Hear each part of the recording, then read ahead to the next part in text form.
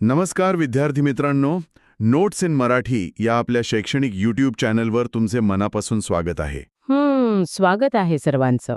आजच्या या विशेष सखोल चर्चेत आपण एक अत्यंत सुंदर, भावस्पर्शी आणि तितक्याच अर्थपूर्ण अशा विषयावर बोलणार आहोत. आज आपल्या चर्चेचा मुख्य विषय आहे प्रसिद्ध कवी अनिल यांची वासरू ही कविता. नक्कीच, आणि ही चर्चा खूप रंजक होणार आहे. हो, कारण आजच्या या सत्रात आपण केवळ या कवितेच्या ओळी वाचून दाखवणार नाही आहोत, तर या कवितेच्या आत दडलेला खरा अर्थ, त्यातील भाषिक सौंदर्य आणि कवितेखाली दिलेला जो स्वाध्याय आहे ना, तो सुद्धा आपण बघणार आहोत. हो, आणि अगदी शेवटी दिलेली काही अतिशय रंजक अशी कोडी, त्यांचाही आपण एकत्रित आणि सविस्तर आढावा घेणार आहोत. बरोबर, कारण या चर्चेचं मुख्य उद्दिष्ट फक्त कवितेचा शब्दशः अर्थ समजून घेणं एवढंच नाहीये. अगदी बरोबर.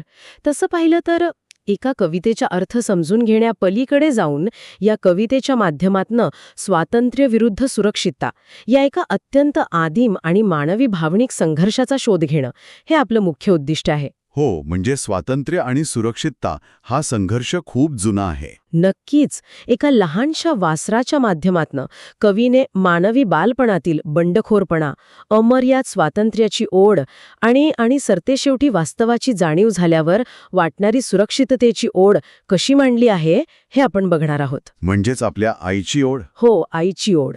ही कविता वरवर पाहता एका प्राण्याची गोष्ट वाटते, पण ती प्रत्यक्षात मानवी मनाचा, आपल्या सर्वांच्या बालपणाचा एक अत्यंत पारदर्शक असा आरसा आहे. खरंय. चला तर मग हे सविस्तर समजून घेऊया. कवितेची सुरुवातच इतकी चैतन्यमय आहे की वाचता वाचता आपल्याही अंगात एक वेगळीच ऊर्जा निर्माण होते. कवी म्हणतात, ओढाळ वासरू राणी आले, फिरू कळपाचा घेरू सोडून या. क्या बात है, ओढाळ वासरू. आता या पहिल्याच ओळीत किती अर्थ दडला आहे पहा. हे वासरू अत्यंत ओढाळ आहे. आता ओढाळ म्हणजे काय? तर ज्याला एका जागी राहायला आवडत नाही, जे सतत नवीन गोष्टींच्या शोधात असते. ज्याला त्या नेहमीच्या कळपात राहायचं नाहीये. अगदी तेच. त्याला त्या सुरक्षित पण मर्यादित जागेत राहायचे नाहीये. ते कळपाचं तो सुरक्षित घेराव सोडून थेट मोकळ्या रानात भटकायला आला आहे. हे त्या वासराच्या, त्याच्या स्वातंत्र्याच्या प्रवासाचं पहिलं पाऊल आहे असं मला वाटतं. हो, आणि येथे एक अतिशय रंजक आणि विचार करायला लावणारी गोष्ट अशी आहे की कळपाचा घेरू सोडून या शब्दांतच संघर्षाची पहिली ठिणगी दिसते आपल्याला. म्हणजे तो घेराव मोडण्याची कृती. अगदी. कारण कळप म्हणजे काय? तर आपला समाज, नियम, शिस्त आणि सुरक्षितता. आणि घेरू म्हणजे एक प्रकारची मर्यादा किंवा कुंपळ. त्या वासराला आता त्या सुरक्षिततेचा कंटाळा आलाय. त्याला त्या कुंपणाबाहेरचं अफाट जग बघायचंय. हो, आणि आपण याला मानवी स्वभावाशी अगदी सहज जोडू शकतो. विशेषतः वाढत्या वयात मुलांना घराचे नियम, शाळेची शिस्त ही सगळी बंधने वाटू लागतात ना. हो ना. त्यांना वाटतं कधी एकदा आपण मोठे होतोय आणि स्वतःच्या मर्जीने जगतोय. अगदी तेच. त्यांना त्यातून बाहेर पडून स्वतःच्या मर्जीने जगण्याचा अनुभव घ्यायचा असतो. हे वासरू अगदी त्याच मानसिक अवस्थेतून जात आहे. कवीने पुढच्याच ओळीत ना, कानात वारे भरणे या वाक्प्रचाराचा अतिशय सुंदर मानसिक अर्थाच्या अंगाने वापर केलाय. कानात वारे भरून या न्यारे फेरधरी फिरे रानोमाळ. हो, हा वाक्प्रचार खूप छान आहे. आणि कानात वारे भरणे हा वाक्प्रचार केवळ वाऱ्याचा शारीरिक स्पर्श दर्शवत नाही, तो अचानक अंगात आलेल्या अमर्याद उत्साहाचं प्रतीक आहे. कोणत्याही बंधनाची पर्वा न करण्याच्या वृत्तीचं प्रतीक आहे. बरोबर. जेव्हा वासरू मोकळ्या रानात वेगाने धावतं तेव्हा साहजिकच हवा कानात शिरते, तो झाला त्याचा भौतिक अर्थ. पण मानसिक पातळीवर बघितलं तर जेव्हा अचानक कोणतीही बंधने नसलेलं स्वातंत्र्य मिळतं तेव्हा आपण कसे हुरळून जातो हे यातून कवीला सांगायचं आहे. हो, वासराच्या कानात जणू स्वातंत्र्याचं एक वेगळंच नशेल वारं शिरलं आहे. ज्यामुळे ते रानोमाळ गोल गोल फेर धरून मुक्तपणे नाचत आहे, फिरत आहे. अगदी बरोबर. हा जो नवनिर्माणाचा आणि स्वातंत्र्याचा निखळ आनंद आहे ना, तो या ओळींमधून ओसंडून वाहतो. या अवस्थेत कसलीच भीती नसते, कोणाचे नियंत्रण नसते, असते ती फक्त एक धुंदी. आणि या आनंदाला व्यक्त करण्यासाठी कवीने शब्दांची जी निवड केली आहे ती खरोखरच कौतुकास्पद आहे. हो, शब्दांची ताकद इथे खूप महत्वाची आहे. शब्दांच्या निवडीबद्दलच बोलायचं तर यानंतर येणारे शब्द त्या वासराच्या धावण्याची लयच आपल्या डोळ्यांसमोर उभी करतात. मोकाट मोकाट, अफाट अफाट. हो, मोकाट मोकाट, अफाट अफाट, वाटेल ती वाट धावू लागे. या शब्दांची जी पुनरावृत्ती कवीने केली आहे ती कमालीची आहे. मोकाट म्हणजे कोणतेही बंधन न जुमणता मुक्तपणे सोडलेले. आणि अफाट म्हणजे ज्याला कोणतीही सीमा नाही, जे अथांग आहे. हे शब्द वाचताना वासराच्या धावण्याचा प्रचंड वेग आणि त्याचा तो निखळ आनंद आपल्याला प्रत्यक्ष जाणवतो. त्याला कुठे जायचं याची कोणतीही निश्चित दिशा त्याच्याकडे नाहीये. जी वाट दिसेल त्या वाटेवर ते बेभान होऊन धावत सुटलंय. आणि तिथे एक मानसशास्त्रीय पैलू सुद्धा आहे बघा. कोणता? मोकाट ह्या शब्दातून बंधन नसलेलं मन आणि अफाट ह्या शब्दातून अमर्याद संधी असलेलं जग, असा एक छान संगम इथे दिसतो. जेव्हा मन पूर्णपणे मोकाट असतं आणि समोर अफाट रान असतं, तेव्हा दिशांची गरजच भासत नाही. म्हणूनच कवी म्हणतात की ते वाटेल ती वाट धावू लागतं. अगदी, इथे कोणतंच नियोजन नाहीये. इथे फक्त एक नैसर्गिक आवेग आहे. आणि या आनंदाच्या भरात त्याची अवस्था काय होते, तर ते स्वतःचं भान पूर्णपणे विसरून जाते. म्हणजे तहान आणि भूक यांसारख्या अत्यंत मूलभूत शारीरिक गरजाही ते विसरतं. विसरुनी भान भूकनीत तान, पायांखाली रान घाली सारे. हो, रान पायांखाली घालणे हा जो वाक्यप्रचार आहे ना, तो येथे खूप महत्वाचा ठरतो. याचा अर्थ सर्वत्र मुक्तपणे फिरून संपूर्ण परिसर पालथा घालणे. आपण पाहतो की जेव्हा लहान मुले खेळण्यात मग्न होतात तेव्हा त्यांना जेवणाची किंवा पाणी पिण्याची आठवण राहत नाही. हे वासरू अगदी त्याच मग्न अवस्थेत आहे. आणि मानसशास्त्राच्या भाषेत सांगायचं तर याला आपण फ्लो स्टेट किंवा पूर्णपणे तल्लीन होण्याची अवस्था म्हणू शकतो. हो, फ्लो स्टेट. जेव्हा आपण एखाद्या गोष्टीत पूर्णपणे मग्न होतो तेव्हा आपल्याला आजूबाजूच्या जगाचा विसर पडतोच, पण स्वतःच्या शरीराच्या गरजाही दुय्यम ठरतात. वासराला मिळालेलं हे नवीन स्वातंत्र्य इतकं आकर्षक आणि भुरळ घालणारं आहे की त्याला इतर कोणत्याही गोष्टीची फिकीर राहिलेली नाहीये. हां, स्वातंत्र्याचा भास आहे जो सुरुवातीला खूप गोड आणि हवाहवासा वाटतो. हो, पण तो फक्त सुरुवातीलाच तसा वाटतो. आणि इथेच ही गोष्ट खऱ्या अर्थाने रंजक होते. कारण कोणताही उत्साह कितीही मोठा असला तरी तो कायम टिकत नाही. शरीराची एक मर्यादा असतेच ना. नक्कीच. वासराचा तो सुरुवातीचा हुरूप आणि अफाट ऊर्जा जेव्हा हळूहळू संपू लागते तेव्हा वास्तवाची जाणीव होऊ लागते. थकून या खूप सरता हुरूप आठवे कळप तया लागे.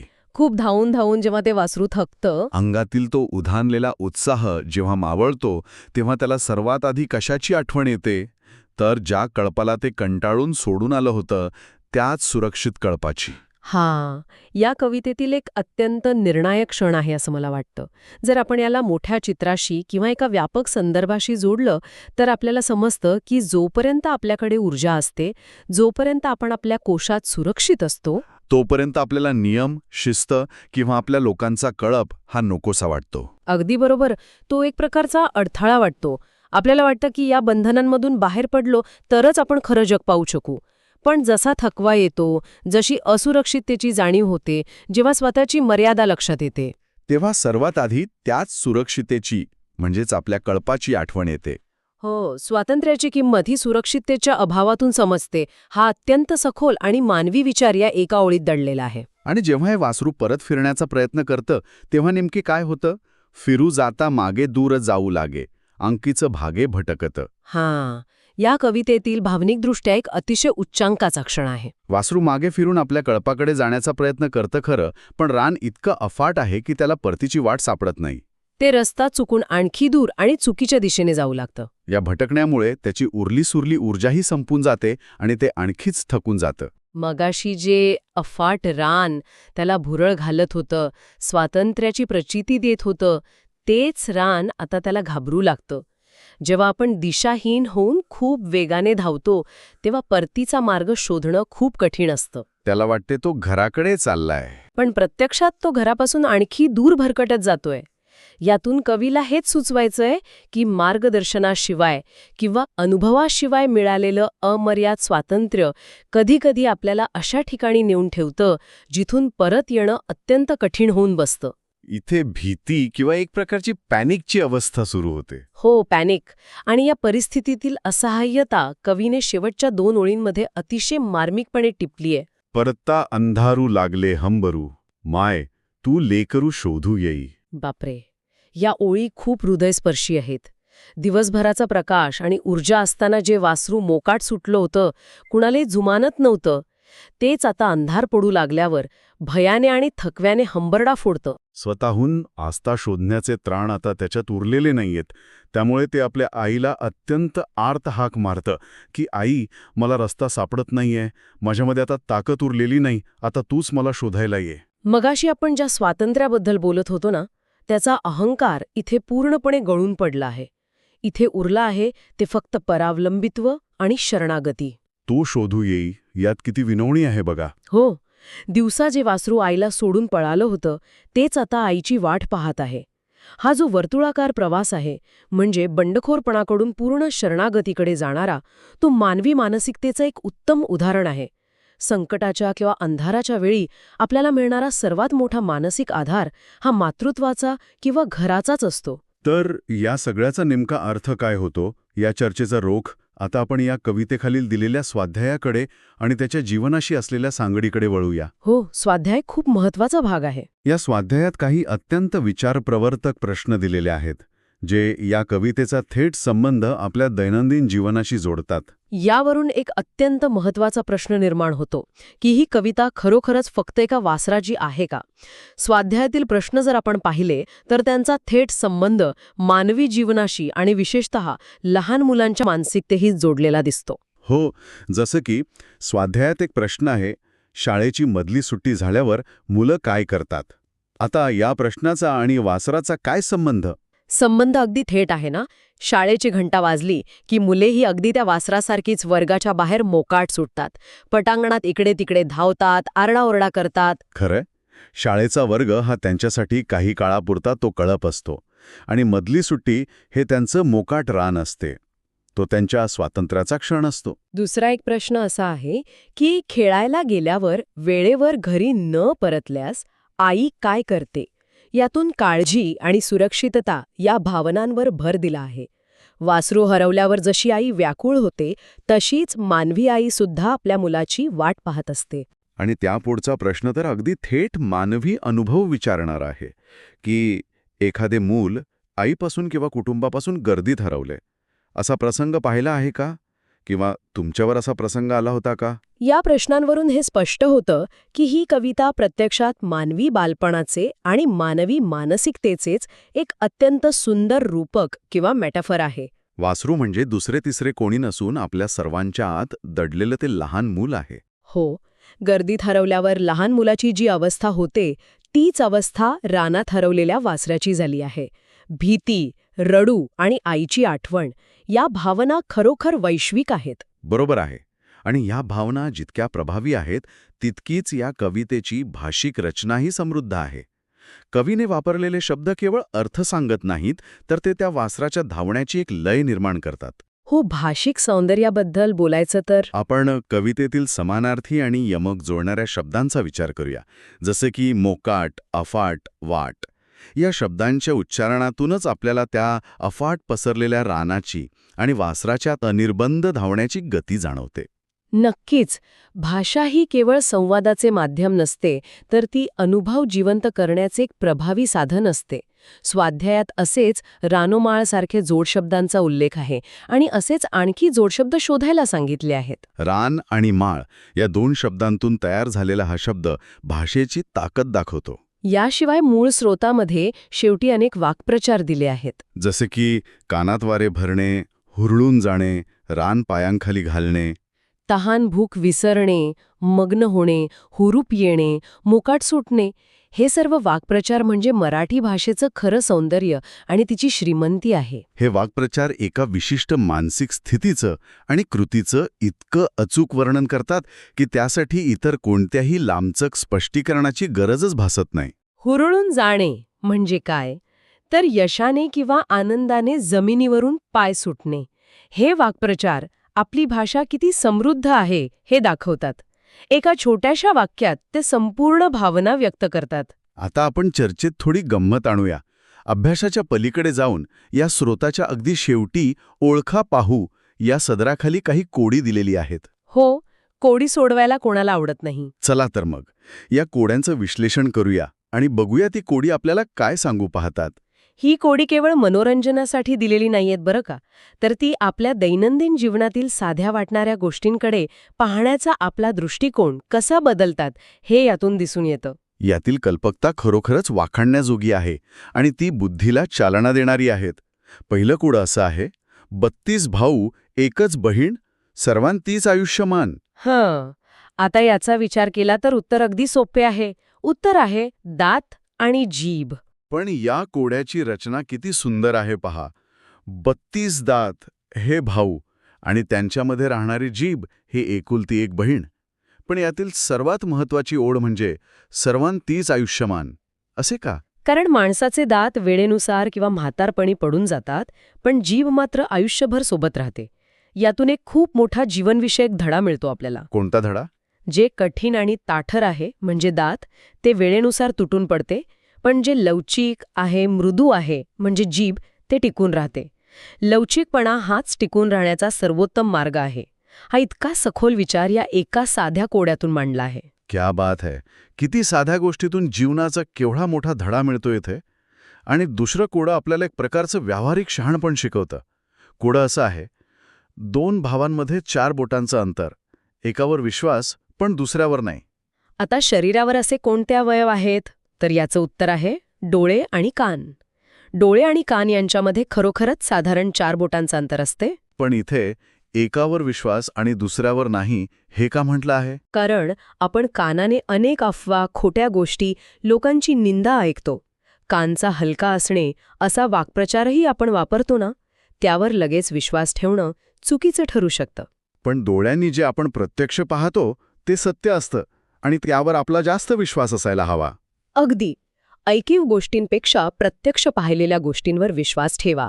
हा इतका मोठा आणि महत्वाचा व्यवहाराचा धडा या एका छोट्याशा कोड्यातून दिला आहे. खरोखर ही कोडे म्हणजे फक्त टाइमपास नाहीयेत. आणि आता तिसरं आणि शेवटचं कोडं. 12 घरांवर 3 पहारेकरी. सतत फिरतात पण कधीही थकत नाहीत, न थांबतात. मला वाटतं हे ऐकताच सर्वांना समजलं असेल की हे घड्याळाचे काटे आहेत. घड्याळातील 12 आकडे ही 12 घरे आणि तास काटा, मिनिट काटा आणि सेकंड काटा हे ते 3 पहारेकरी. ते निरंतर फिरत असतात. या उदाहरणातून वेळेचं चक्र कसं सतत अविरत चालत असतं, ते कधीही कोणासाठीही थांबत नाही, हे अतिशय सोप्या शब्दात स्पष्ट केलं आहे. जसं त्या वासरासाठी वेळ पुढे सरकत गेली आणि बघता बघता अंधार पडला, तसंच हे घड्याळ सांगतं की वेळ कोणासाठी थांबत नाही. या सर्व कोड्यांमधून एक गोष्ट स्पष्ट होते की आपल्या सभोवतालच्या वस्तूंकडे पाहण्याची एक वेगळी नजर, एक वेगळी कल्पकता आपल्यात असली पाहिजे. ही कोडी तार्किक विचार करण्यास प्रवृत्त करतात. तर मित्रांनो, आजच्या या अत्यंत रंजक आणि सखोल चर्चेत आपण बऱ्याच गोष्टींचा वेध घेतला. आपण वासराचा अमर्याद स्वातंत्र्याकडून सुरक्षितेकडे, म्हणजेच आपल्या आईकडे जाणारा तो भावनिक प्रवास समजून घेतला. या प्रवासात दडलेले मानवी भावनांचे प्रतिबिंब आणि बालपणातील बंडखोरपणा आपण पाहिला. मराठी भाषेतील वाक्प्रचार, शब्दांच्या यमकातून निर्माण होणारी नादमाधुरी अनुभवली आणि शेवटी आपल्या रोजच्या जीवनाशी जोडलेली काही अत्यंत रंजक आणि बोधपर कोडीही सोडवली. आपण फक्त कविता शिकलो नाही, तर त्यामागचा विचार शिकलो. जाता जाता या संपूर्ण चर्चेवर आधारित एक अत्यंत महत्त्वाचा आणि विचार करण्यासारखा प्रश्न समोर ठेवतेय. आपल्याला नेहमी वाटतं की सर्व बंधने तोडून, सर्व नियम झुगारून मोकाट जगावे, स्वतःला सिद्ध करावे. पण खऱ्या स्वातंत्र्याचा अर्थ आणि त्याचं वजन पेलण्याची ताकद आपल्यात खरंच असते का? की आपल्याला स्वातंत्र्य फक्त तेव्हाच हवे असते जेव्हा परिस्थिती अनुकूल असते. कारण जेव्हा खऱ्या अर्थाने आपल्या मागे अंधार दाटून येतो आणि संकटे उभी राहतात, तेव्हा आपल्याला स्वातंत्र्य नको असते. तेव्हा आपल्याला हवी असते ती सुरक्षितता. अमर्याद स्वातंत्र्य खरंच अस्तित्वात असतं की शेवटी आपण सर्वजण कोणीतरी आपल्याला शोधत येईल?